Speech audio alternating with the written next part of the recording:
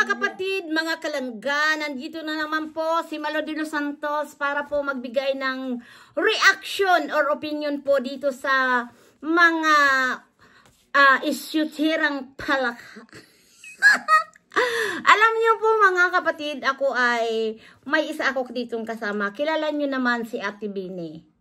Pag hindi ko talaga mga kapatid na nasubaybayan, siya lang po talaga ang tinatanong ko.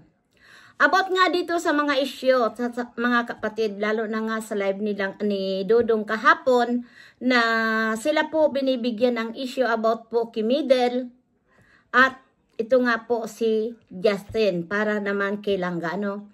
Ang masasabi ko po mga kapatid, pinag-uusapan po namin yan ni Ate Bini dahil si Ate Bini po, subaybay na subaybay. Siya ang tanungin mo, wala po sa kanyang pinalalagpas. Binabalik-balikan po niya yung mga nakaraan hanggang nga ngayon na talaga po na issue nga daw ito na yung pinababahayan nga po si Middle at maraming issue po. Kaya tumulong lang. Nagka-issue po si Ruel of Malalag dito kay Middle. Para sa akin po mga kapatid, bakit naman nagawa ng issue? Tanong ko nga kay Ate Bini. Ate Bini, ano ba ang sinimulaan? Sagot niya sa akin, wala naman daw na yun nga lang daw ay... Blinag lang. Ayan, blinag lang. At ano pa Ate Bini?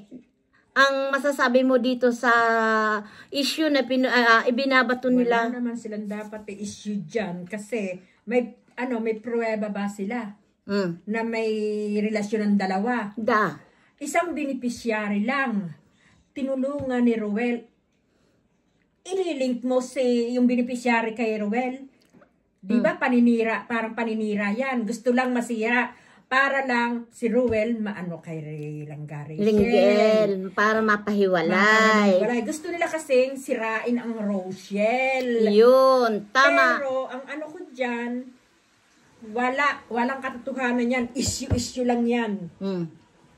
Ayan. Gumagawa lang talaga sila ng issue. At saka ang ibig ko nga sabihin, bakit palaging ina lang ang issue? Mabel, Lilink, Mabel, wala na bang iba?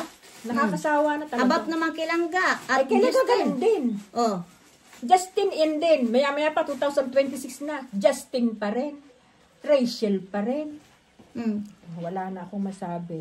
Ayan mga kapatid. Gawa-gawaan talaga. Gawa-gawa lang nila yan para nga masira. Pero hindi nila kaya. Ayan. Hindi nila kaya yung paghiwalayin. Ayan po. Ayan po tumigil na mga nagagawa ng issue dyan. Kumukuha lang kayo ng para masira ang dalawa. Rochelle, community. At paghiwalay yung dalawa. Huwag nyo kaming dahil kilala mo naman sila. Nako. Ayan mga kapatid. Ang gumagawa niyan, hindi mga solid. Tama, hindi solid. Alam mo ang solid at hindi. Ako silent viewers lang ha. Nanonood lang ako sa kanila. Pamula nung una pang na-vlog ni Kalinga Prab, si Rachel, subaybay ko na yan hanggang ngayon. Kaya yung mga nagsasalita dyan ng ay akong tanongin ninyo. Baka kamo ay kayo'y mampas na dyan. Kaya yung mga nagpapabida-bida dyan, ay magpapabida na kayo. Ayan, nakita mo, iyan po si Ate Bini. Hindi, dahil iyan po ay, pag mayroon lang akong hindi nasabing maganda, ay inaaway po ako niyan. At siya po alam na alam niya. Kaya po mga kapatid, bilang isang supporter na silent po talaga si Ate Bini. Supporter na talagang, yung ibig sabihin kilala talaga. Oo, wala akong sinuportahan ibang kundi lang yan. Sa Rochelle lang talaga, maglangga lang talaga si Ate Bini. Kahit ako hindi, may YouTube channel ako pero hindi. Yung pampanood. Oo, panood. Subaybay. Kaya ano pa man mga kapatid, wala tayong dapat gawa ng issue about po dito kay Mabel at kay Ruel of Malalag. Dahil po, maraming mata. Gaya po ni Ate Bini Discalyar. Para baka may maniwala, gumawa naman kayo ng ibang issue. Yung ililink. Justin, Mabel, Justin. Justin, Mabel. Ayan. Ano na yun? Paulit-ulit na lang. Wala nang maniniwala dahil yun din. Kaya ano sabi ni Ruel? Na gumawa naman kayo ng ibang issue. Palagi na lang yun. Oh, wala nang bago? Galit na yan. Galit na yan, mga kapatid. Iyan, si Ate Bini. Galit yan pag pinag-uusapan po ang kasiraan po ng dalawa, ng maglangga. Kasi, alam niya po, si Ruel at si Richelle, dyan lang po ang sinusuportahan nila. Wala nang iba. Wala talaga. Kaya, para sa akin po, siya ang tinatanong ko, Ate Bini, ano ba talaga ang nangyari? Kahit ng una, pag wala silang bagong vlog, inuulit ko yung una nung na-scout ni Vincent Calyada, hanggang sa magdibu, hanggang sa magkaroon ng relasyon, hanggang sa mag-MU muna, ganyan.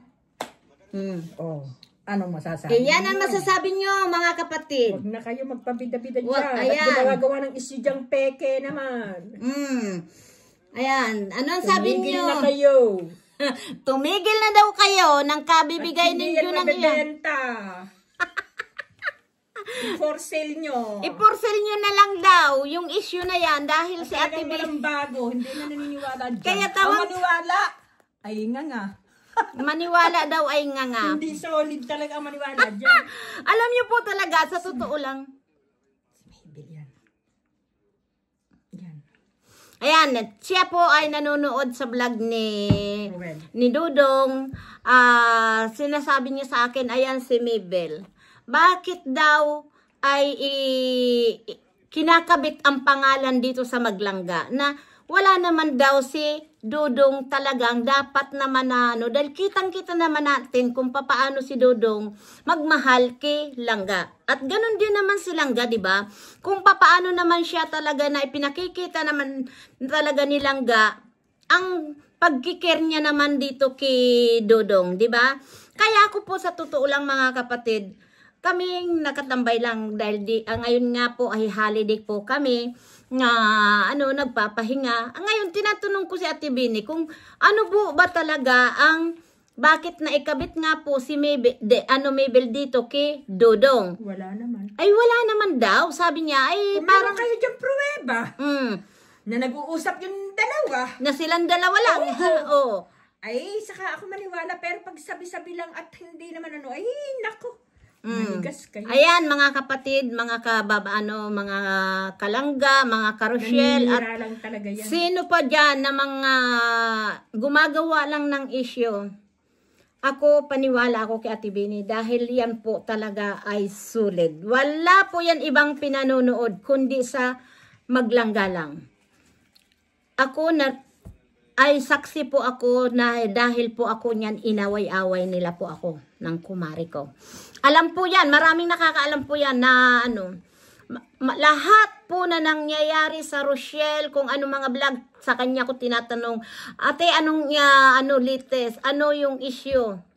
Sasabihin niya sa akin, kaya ako po, wala kaming ibang pinag-uusapan, kundi ang Rochelle, ang maglangga. Masaya po yan na ikinikwento niya sa akin. Wala kaming ibang pinag-uusapan, mga kapatid. Kaya para ano pong bigyan natin ng issue, ibato natin ang tungkol dito kay Mabel. Diba? Pati si Mabel masisira dyan. Yes! Nakakaawa ang bata. Pati siya naapektuhan. Tama, Ate Bini. Hindi lang si Ruel ang apektado, pati yung beneficiary ay apektado. Tama po. Kaya binabas siya. Tinaman din siyang ibas. Wala naman totoo. Hindi naman totoo. Totoo po. Na wala namang ginagawa si Mabel ay ibinabas po ng katakot-takot. Yan mga trabaho ng tao talagang ang isip ay panira. Oo. Yung tawag diyan ay siguro lahat na lang nasa yung paninira na talaga wala na. Sa kanila kahit mabuti o ano ang ginagawa mo, sa kanila masama pa rin. Ayun. Walang maganda sa kanila. Lahat ganyan talaga mga ugali. Tama, magbago na. Siguro ugali talaga nila ganun. Kaya, totoo yun. Hindi, Ate Bini, may tawag doon na talagang may tao talagang literal na chismosa at kahit mabuti ng ginagawa mo, Sa kanila, hindi pa rin. Tama. Ayaw sa'yo eh. Kasi ang mga basher talaga po, yung mga chismosa na naninira ng buhay ng may buhay. Nasa iyo yan kung magpapadala ka. Yun, tama. Dahil pag nagpadala ka, talo ka. Kaya mapapayo ko na lang dito. Ano, Tibini, ang mapapayo mo dito kilangga kay Dodong at kilangga? Hindi, ako wala nang papayo. Dahil alam ko naman talagang sila ay talagang ano sila sa isa't isa. Wag magpapadala. Dahil kung ay nagpadala noon pa, marami na napagdaanan. Ngayon pa ba? Ano sinasabi ni Dodong? Ngayon pa ba sila ilang taon na? Yes. At si Dodong may isang salita. Doon ka alam mo sa lalaki, yun talagang totoo ang sinasabi. Si Ruel talaga, ang sinasabi niya talagang ginagawa niya. Yung sinabi niya noon, yun pa rin hanggang ngayon. Ayan mga kapatid, isa sa mga testimony. Hindi katulad ng iba na sa salita lang, hindi naman ginagawa.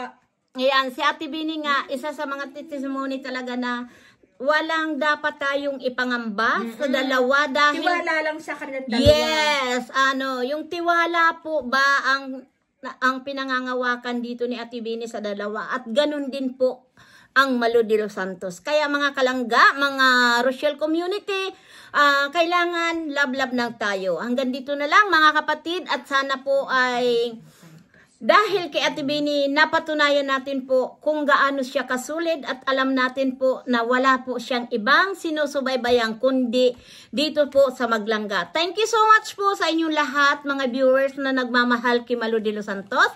Patuloy lang po tayong magsuporta po dito sa Maglangga. Thank you so much. God bless you. Bye-bye. We love you so much. Suportahan po natin ang Rochelle community.